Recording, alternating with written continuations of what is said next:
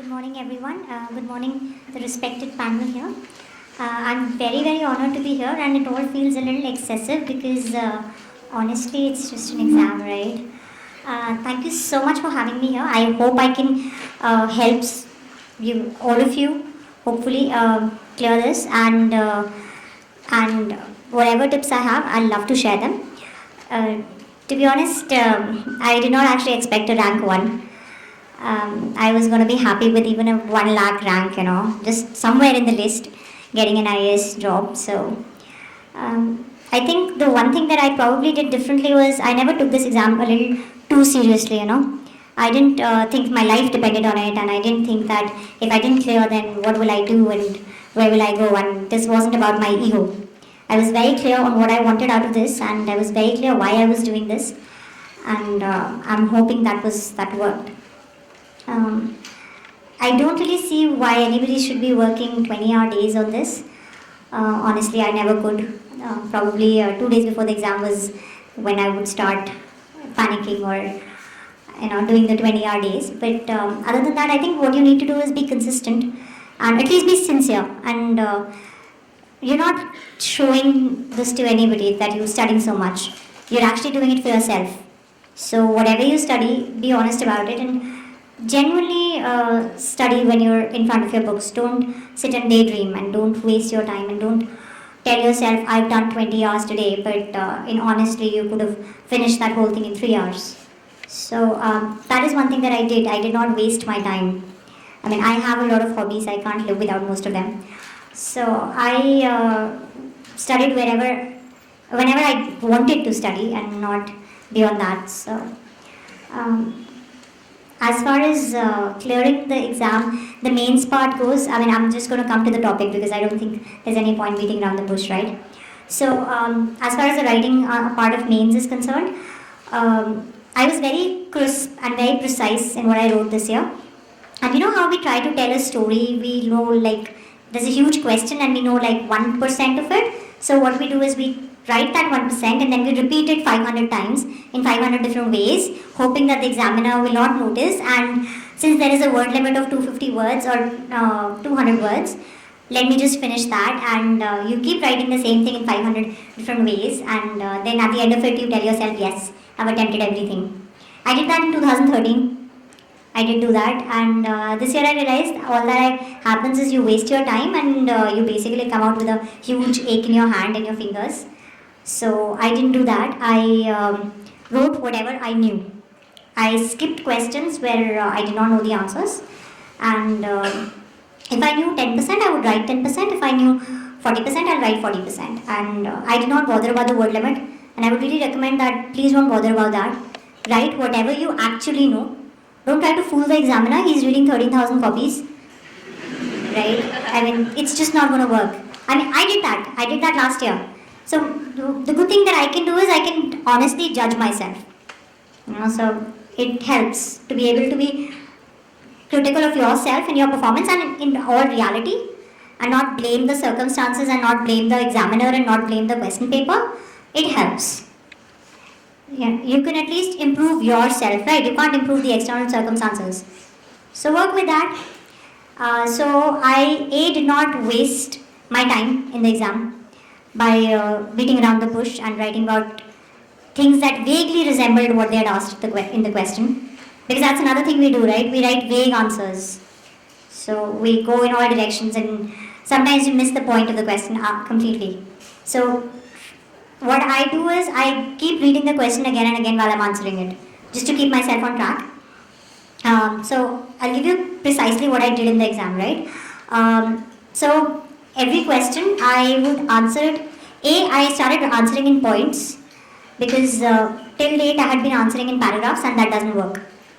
Even in my optional, I wrote in points, like precisely to the point answers in points, and I underlined the keywords, not the whole sentences, the keywords most of the time. I did not use 500 colored pens that girls do, right? And I just don't understand how do you hold that many pens in one hand?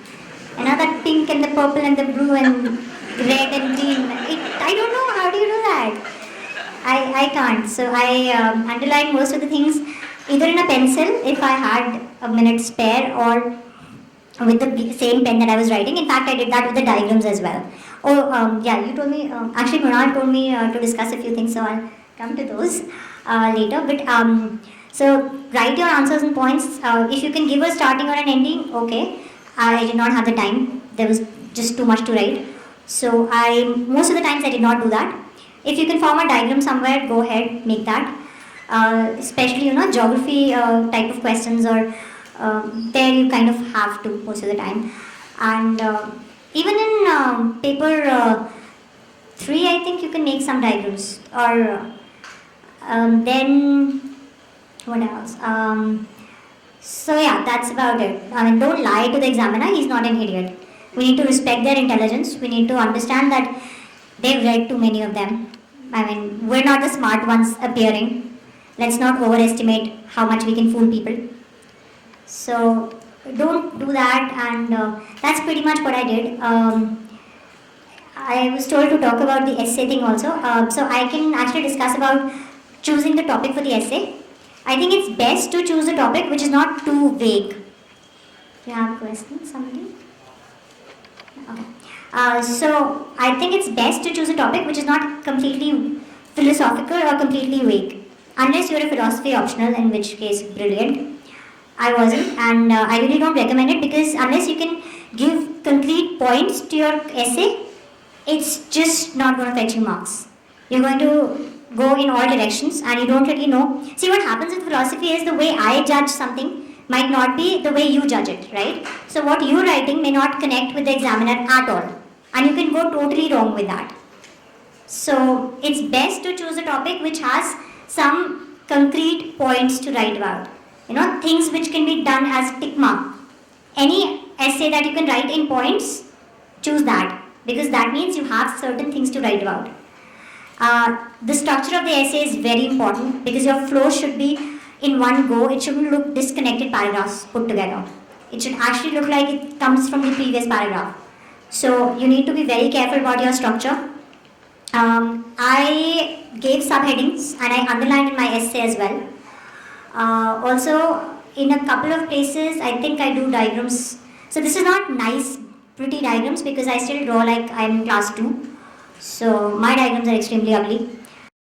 I still do them because what you do is you do mind maps, right? Those charts and things. So that's what I did. That's mainly, I think, what I did in the essay. So, take an essay where you have concrete things to write, where there is something solid where you can be judged. So, something that you can think new about. I took the essay, for the second one I took tourism essay. Can this be the next big thing in India? And for the first one I did this one, standardized tests. Because both are things which can be analyzed. So I'm good at that. I did those. I try not to touch philosophical essays. I should actually tell you about my first attempt.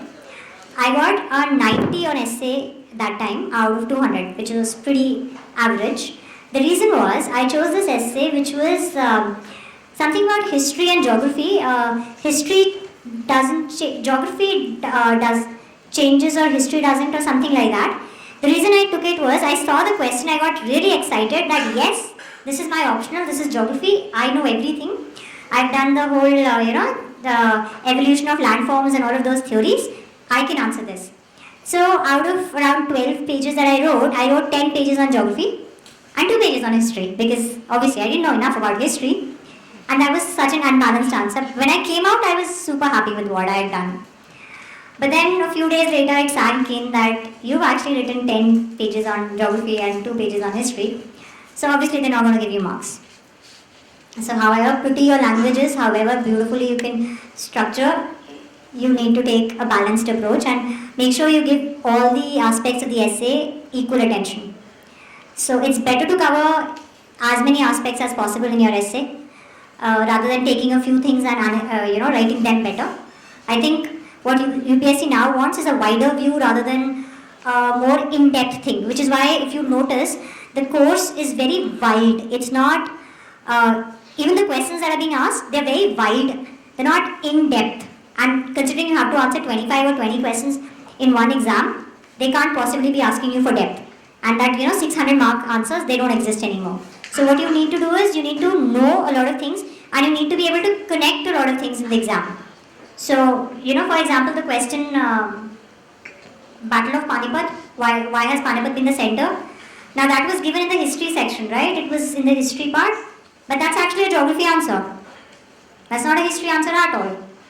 It had completely everything to do with your geography and your economics. Is that surprising? And I guess everybody knows that, right? It was a geography answer. Yeah. So, that's what they're doing now. They're not actually asking you straight one subject based thing. They're actually asking you to connect everything around you. So, that's what you need in the exam. And which is why what matters is your ability to think and your ability to analyze. So, you guys actually study in an environment where you have a lot of equally talented people around you. And that actually helps a lot because you can analyze everything with people around you and you can discuss everything. For most people who prepare at home like me, it's a little tougher. So the one thing you need to learn is how to analyze.